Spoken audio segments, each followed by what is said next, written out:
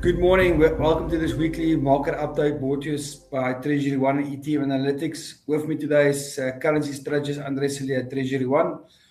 Andre, it's another week and the market is still being dominated by the headlines and the current conflict, war, unresolved issues that we have in the Middle East between Iran and the US and Israel. There's been data that's coming out. There's data expected this week. But everybody still watches what happens on the war front, if you can call it a war. It's more of a ceasefire, conflict at this stage. But currently, oil prices is up above $100 a barrel again after it briefly dipped last week below $100. And that's all to do with the peace deal that sort of fall flat over the weekend between the Trump administration and the Iran administration. So what are we currently seeing out of the oil market in the Middle East? Richard, if you look at the oil market and everything or most of the things revolves around the oil market, is that the premium between spot prices and future prices has actually subsided and declined a heck of a lot. Now that's basically to do with the additional oil that's being pumped out of the US, the additional oil that's pumped out of the other areas. But in essence, it simply says that there's virtually no difference between what you see on the screen and what the future price is to be expected. Now, that can only last for so long before that changes and that you have a premium and most probably a premium on future prices because no oil comes through the Strait of Hormuz, and eventually you will have a shortage of oil, and that could lead to a spike in prices again. That spike in prices, if it happens, once again, filters through to inflation.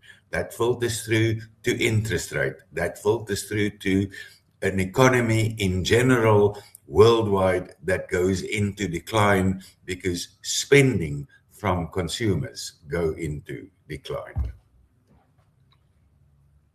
And so on the back of the inflation numbers that you just spoke about is going to filter through.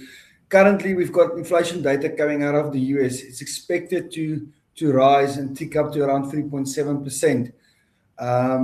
What can we expect going down the line from inflation in the US? Well, we all know the economics around higher inflation being fought by monetary policy with higher interest rates. It's the last month of Mr. Powell in this driving seat at the Federal Reserve. Expectation is that inflation will tick up. There is always this possibility that there could be a quick decline in oil prices if you get to a point where there is an agreement between America and Iran.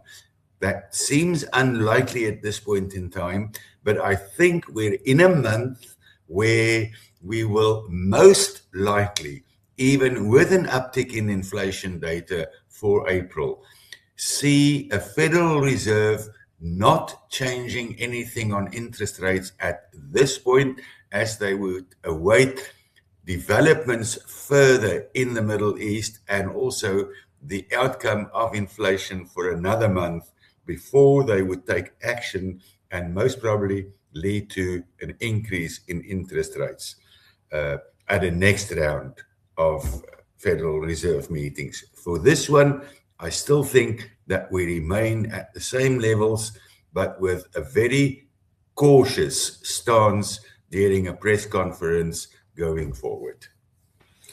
Yeah, Andre, probably the same can't be said about the South African Reserve Bank, which will meet in 2 weeks' time, but just leave that for now. Currently, we see the rand a little bit under pressure this morning, sort of around the 1650 level. We've been oscillating around the 1650 level for a while now. What can we expect from the currency going forward at this stage? Well, Richard, the rand got a little jab from the side, in the sense that the Constitutional Court, with their ruling on the Phala Phala vote sometime back in Parliament, that was unconstitutional, and that Mr. Cyril Ramaphosa must be investigated now, and then there is the possibility of impeachment.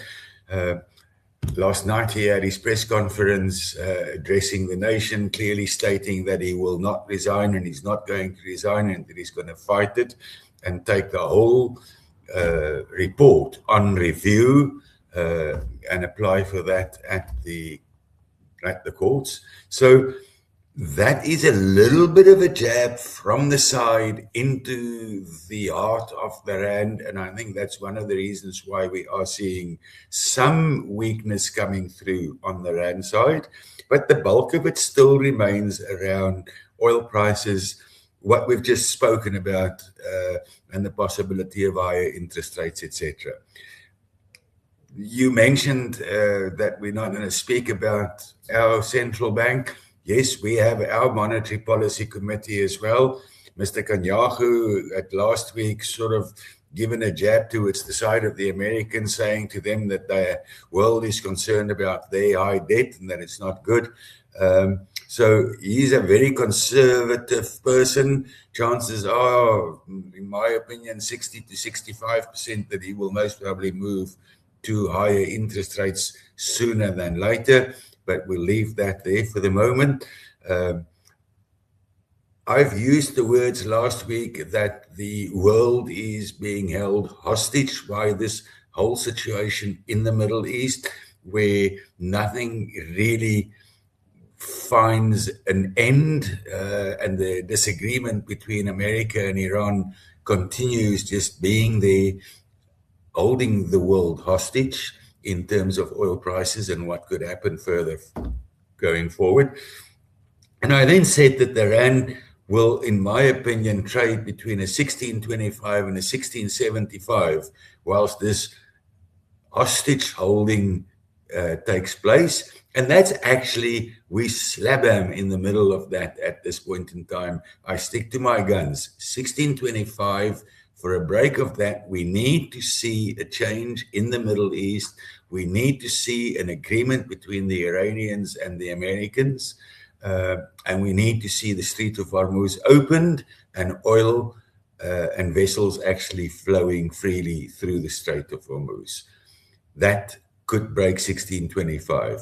If this holds and continues and escalates further, we could break the 16.75 and trade to a higher level. But for the moment, I'm very happy and sticking to my guns, as I said. 16.25, 16.75. Andre, so thank you for your time. We will be back next week. Enjoy the week. If you anywhere down where there's storms, be safe out there, and we hope you're keeping dry. Cheers for now.